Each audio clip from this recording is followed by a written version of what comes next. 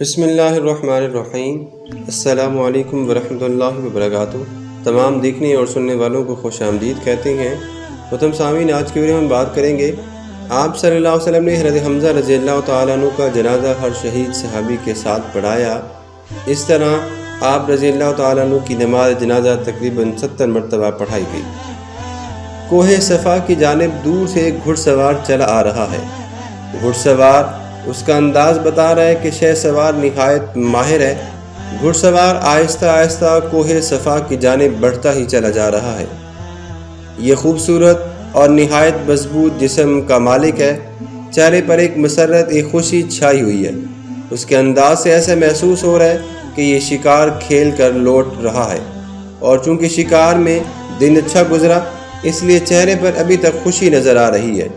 اور اصل بات بھی یہی ہے کہ یہ شخص شکار کا بہت شوق رکھتا ہے، لیکن اس کی یہ خوشی تھوڑی ہی دیر میں غائب ہو جاتی ہے۔ کوہ صفا پر بنے ایک مکان میں موجود اس کی بہن صفیہ نے آ کر انہیں اطلاع دی کہ آج عمر بن ہشام نے تمہارے چہیتے بھتیجے کو بہت ستایا ہے اور برا بھلا کہا ہے۔ بس یہ سننا تھا کہ اجنبی شخص غصے سے بے قابو ہو کر سیدھا عمر کے تعاقب میں روانہ ہو گیا۔ معلومات کرنے کے بعد پتہ چلا کہ عمر بن ہشام کعبہ میں اپنے مشرکین ساتھیوں کے ساتھ بیٹھا ہوا ہے۔ اجنبی نے وہاں پہنچ کر اپنی کمان پوری قوت سے عمر بن ہشام کے سر پر ماری۔ عمر کے سر سے خون نکل پڑا اور ایک بڑا زخم بن گیا۔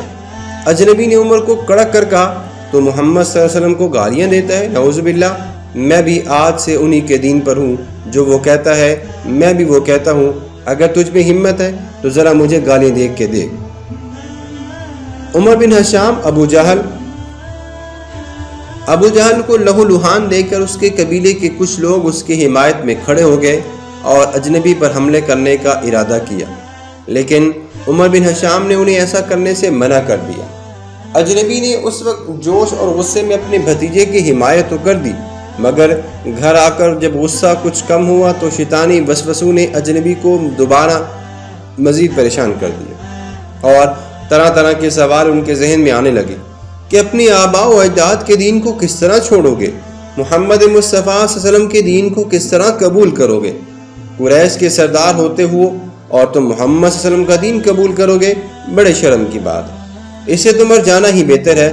غرض یہ سارا سوچتے رہے اسی پریشانی میں ساری رات گزر گئی۔ صبح ہونے پر بیت اللہ میں حاضری دی اور اللہ سے ذہن کی پریشانی کو دور کرنے کی دعا کی۔ اجنبی نے جب یہ تمام واقعہ اپنے بھتیجے کو سنایا کہ کس طرح اس نے اپنے بھتیجے کے دشمن سے بدلہ لیا اور سخت تنبیہ کی، تو بھتیجے نے کہا، چچا جان، میں اس وقت زیادہ خوش ہوں گا جب آپ اس دین اسلام کو قبول کر لیں گے جس کو لے کر میں آیا ہوں۔ بھتیجے کے الفاظ میں کچھ ایسی تاثیر تھی کہ چچا کا دل فوراً اسلام قبول کرنے کے لیے تیار ہو گیا۔ اس کے بعد بھتیجے نے انہیں نہایت تفصیل کے ساتھ اسلام کی سچائی سمجھائی، اللہ کا خوف دلایا اور جنت کی خوشخبری دی، تو وہ پکار اٹھے، میں اس بات کی گواہی دیتا ہوں کہ آپ صلی اللہ علیہ وسلم صادق ہیں، امین ہیں، اللہ کے رسول اور نبی ہیں۔ آپ اپنے دین کا خوب اظہار کیجئے، مجھے یہ پسند نہیں کہ میرے اوپر آسمان کا سایہ ہو اور میں اپنے پرانے دین پر رہوں۔ ابو عمارہ کنیت رکھنے والے یہ اجنبی حضور نبی کریم صلی اللہ علیہ وسلم کے سگے چاچا سید الشہداء حضرت حمزہ بن عبد المطلب رضی اللہ تعالیٰ عنہ تھے۔ آپ رضی اللہ تعالیٰ عنہ نبی کریم صلی اللہ علیہ وسلم کے چاچا اور آپ صلی اللہ علیہ وسلم کے رضائی بھائی بھی تھے۔ آپ رضی اللہ تعالیٰ عنہ نبی کریم صلی اللہ علیہ وسلم سے عمر میں صرف 2 سال بڑے تھے۔ قبول اسلام کے بعد آپ رضی اللہ تعالیٰ عنہ کا زیادہ تر وقت دار ارقم میں، جو کہ اس وقت مسلمانوں کا ایک مرکز تھا، اس میں گزرتا تھا۔ ایک مرتبہ حضرت حمزہ رضی اللہ تعالیٰ عنہ پیارے نبی کریم صلی اللہ علیہ وسلم کے ساتھ دار ارقم میں چند صحابہ کے ساتھ موجود تھے کہ دروازے پر دستک ہوئی۔ دروازے کے سوراخ سے کسی نے باہر جھانکا تو حضرت عمر فاروق رضی اللہ تعالیٰ عنہ، جو اس وقت تک اسلام نہیں لائے تھے، تلوار لٹکائے نظر آئے۔ اس پر صحابہ کرام کو پریشانی ہوئی اور وہ اس فکر میں پڑ گئے کہ دروازہ کھولیں یا نہ کھولیں، کیونکہ معاملہ خون خرابے کا ہو سکتا ہے۔ اس وقت حضرت حمزہ رضی اللہ تعالیٰ عنہ اٹھ کھڑے ہوئے اور بڑے جوش سے کہا، اسے آنے دو، اگر نیک ارادے سے آیا ہے تو خیر ہے، ورنہ اسی کی تلوار سے اس کا سر اڑا دوں گا۔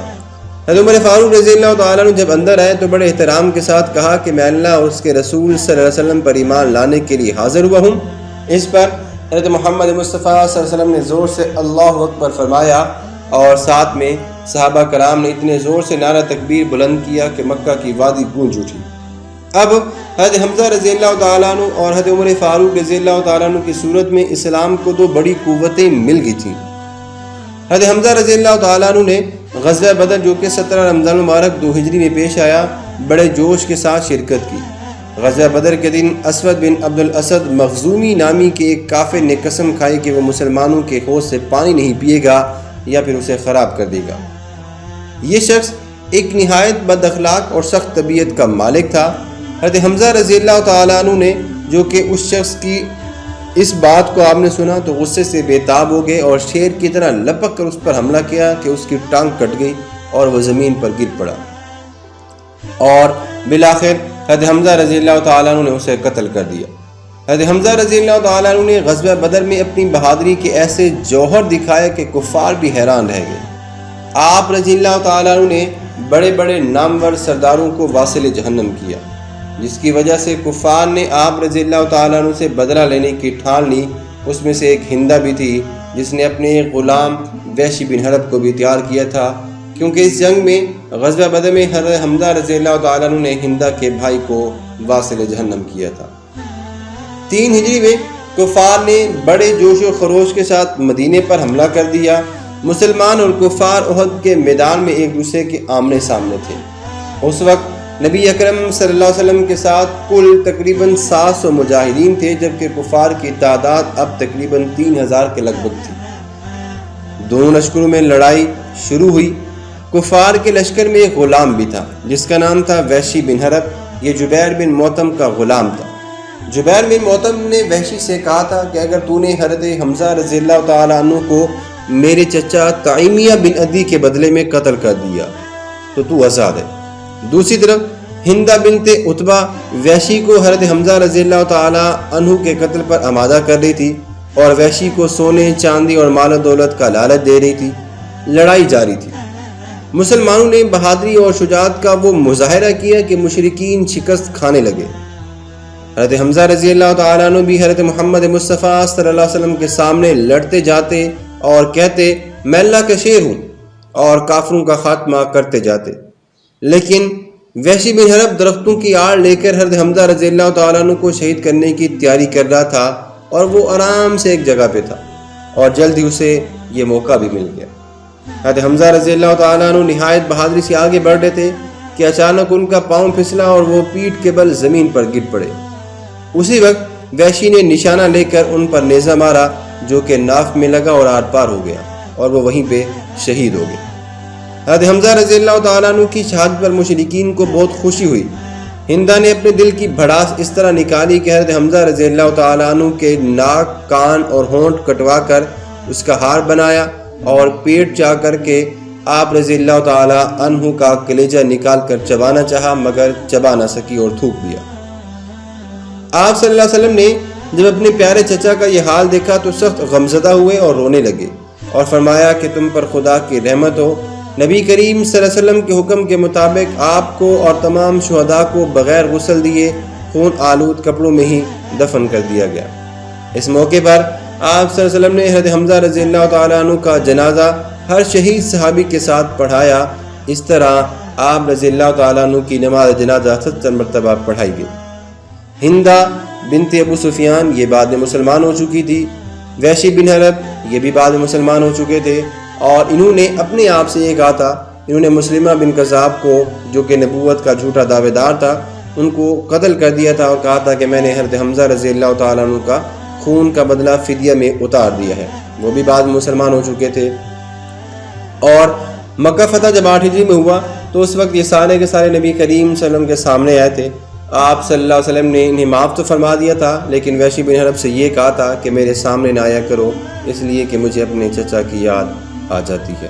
حضرت حمزہ رضی اللہ تعالیٰ عنہ غزوہ بدر میں سید الشہداء کے لقب سے، غزوہ احد میں سید الشہداء کے لقب سے بھی جانے جاتے ہیں۔